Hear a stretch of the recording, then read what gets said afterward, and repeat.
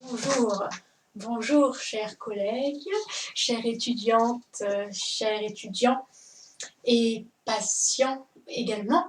Voyez, aujourd'hui je suis sans ma blouse, c'est pour m'éviter d'être enfermée dans une seule étiquette parce que j'ai besoin d'être ouvert, d'avoir l'esprit ouvert sur différents regards et c'est pour ça que je nous réunis aujourd'hui, patients, médecins, psychologues, thérapeutes, ouvriers, salariés, entrepreneurs, dirigeants, politiciens, enfin vous avez compris. Tous, nous sommes responsables pour créer et décider ensemble de s'unir pour créer un monde harmonieux et respectueux de tout le vivant.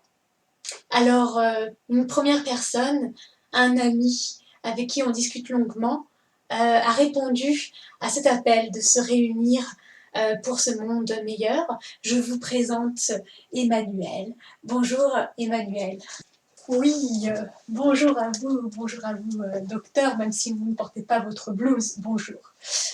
Oui, moi, ce qui me concerne, je garde la blouse pour le moment. J'aime me considérer comme scientifique, avec un esprit, comment dire, logique le plus possible, un esprit qui est au service du cœur, bien évidemment, mais toutefois, j'aime qu'on prenne le temps de définir les choses, de savoir de quoi on parle. Je suis intéressée par l'épistémologie, par les droits, par les sciences, par la théologie, et j'aime qu'on s'accorde sur ce qu'est le réel.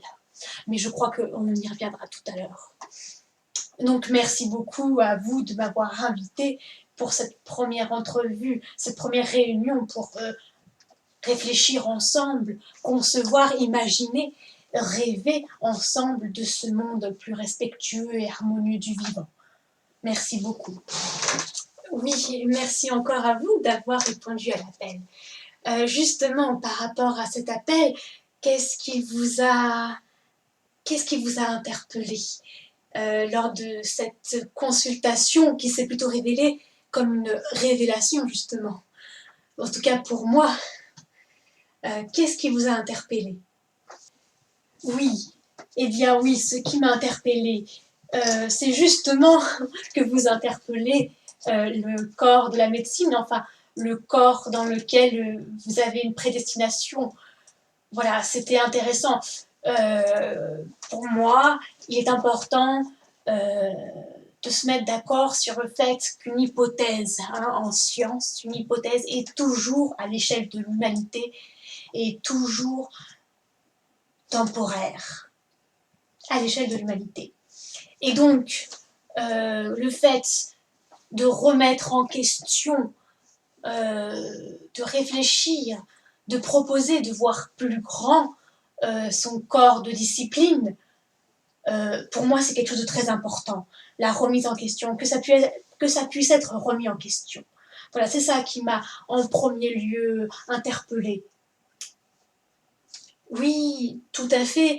En fait, ce que je n'ai pas dit lors de cet appel, lors de cette révélation, qui m'est venue après, peu de temps après, c'était que nous avons un esprit et que notre esprit est comment dire, peut-être infini, peut-être que je me trompe, à vous de me le dire. Et avec cet esprit infini, avec ce monde des idées qui est vaste, eh bien, je voulais vous transmettre que ne soyons pas restreints à quelques idées de base. Ayons la force, ayons le courage de voir plus grand, d'être à la hauteur de ce monde des idées, parce que nous avons ces idées-là des idées en permanence, des grandes idées qui vont pour... des idées qui... comment dire? Oui, qui visent à un monde meilleur, donc qui va au-delà de nous-mêmes. Des idées qui sont grandioses parce qu'elles sont au-delà de notre petite personne. L'enjeu est plus important que simplement moi et ma survie. L'enjeu est celui de la planète, voire du monde. Oui, tout à fait, voilà.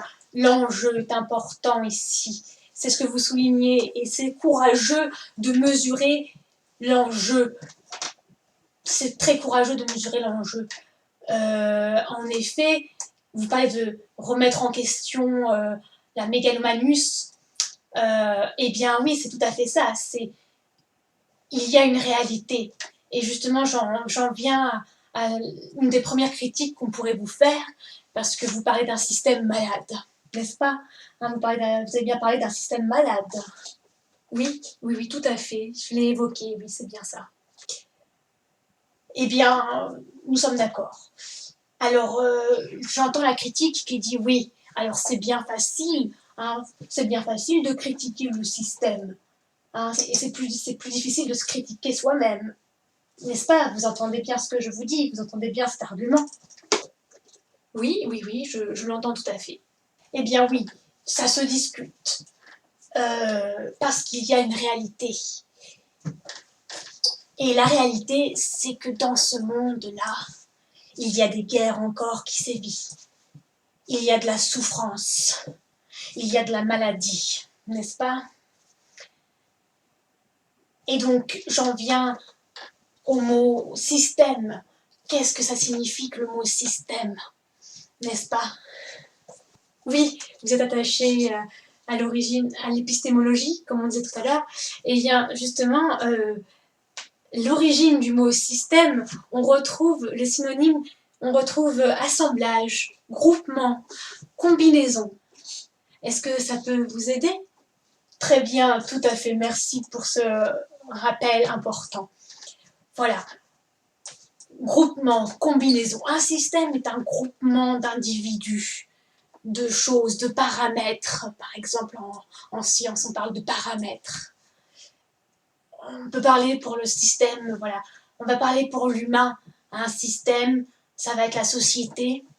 Et la société, c'est un groupement d'individus. Alors, est-ce que la société est malade elle-même? Ou est-ce les individus qui sont malades individuellement? Ou peut-être que maintenant cela fait bien des années, des siècles, des millénaires, que tout ça est un peu confondu, qu'on ne sait plus trop l'origine de la souffrance, si elle vient de quelques personnes qui auraient instauré ça, si c'est quelque chose qui s'est généralisé progressivement dans la société, quelque chose de diffus. Mais quoi qu'il en soit, on a des individus qui souffrent.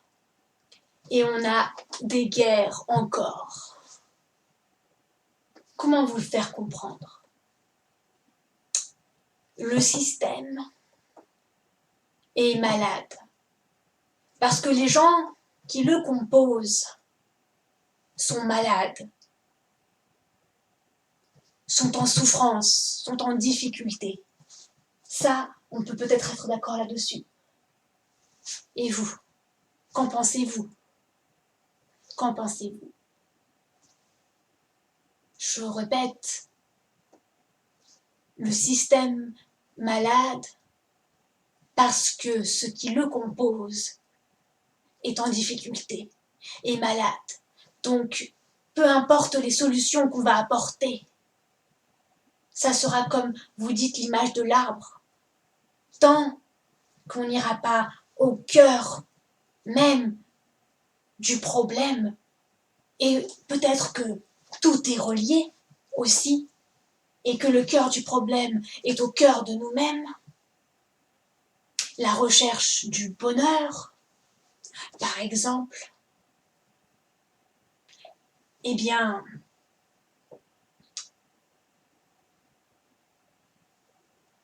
je nous invite à tous, et ça c'est la suite de votre appel, je vous invite tous à être à la recherche, à vous relier à votre propre bonheur. Et peut-être qu'ainsi, en se reliant chacun à ce qui fait qu'on est dans le bonheur, on peut ensemble construire ce fameux monde harmonieux. Vous voyez ce que je veux dire? Oui, Emmanuel, oui, merci beaucoup. Merci beaucoup, voilà. Voilà pour achever cet entretien et cette proposition pour la suite, c'est contacter votre bonheur. À chacun de contacter, à chacun, chacune de contacter son propre bonheur. Et ensuite, on pourra continuer notre échange. Merci beaucoup Emmanuel, merci à vous de nous avoir suivis.